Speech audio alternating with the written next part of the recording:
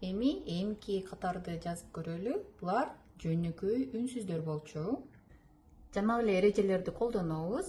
Биринчи тамганы жазып көрөлү. Мынакей могу жерден бир эле сызык менен кетебиз. Солдон оңго, анан кийин буруп кетебиз ылдыйга.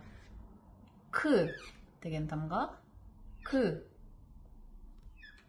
Эмкисин жазып көрөлү. Бул жакта дагы мына ушул эрежени колдонуп, өйдөдөн ылдыйга, солдон оңго кеттик. Бул тамга Н.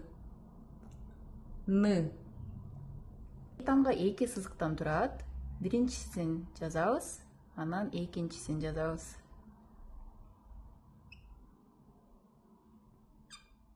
Мынакей Т. Т. Андан кийинкиси болсо 3 сызыктан турат.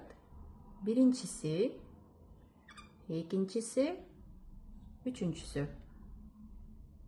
Мынакей буну жана жазып көргөнбүз. Ортосунда момундай сызыкчасы бар.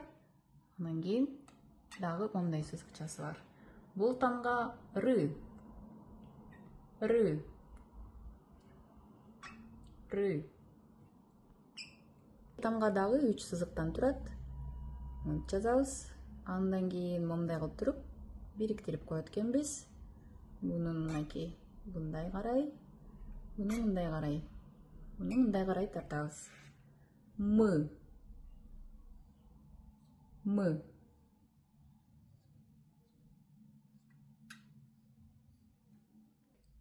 Андан кийинкиси болсо 4 сызыктан турат экен. Биринчи мынтип тартып алабыз, андан кийин бириктиребиз.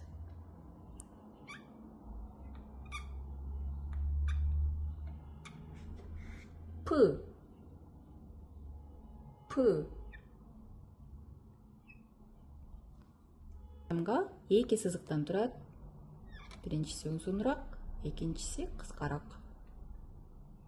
Мынакей өйдөдөн ылдый карай, солдон оңго. С.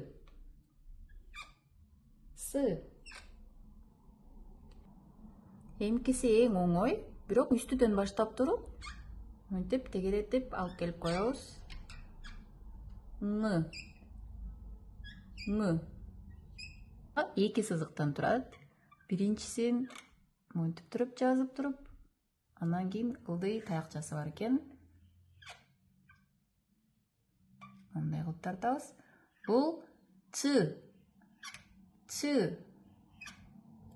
Эмки тамгабыз 3 сызыктан турат. Ушундай эле, бирок үстүндө биринчи сызыгын монтип тартып туруп, андан кийин мындай кылып тартат экенбиз. Ч. Ч. Буну менен айырмасы бар. Буну биз Ч деген эмеси кочкул эмес, мында азыраак айтабыз да, Ч деп туруп.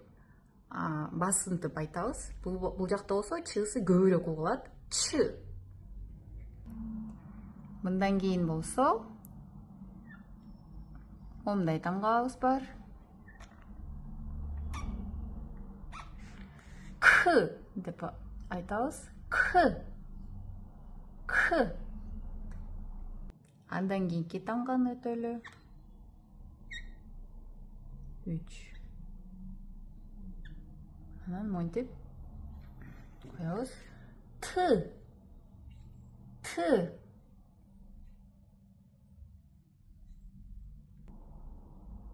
Эмки тамга 4 сызыгыбыз бар. 4. П. П.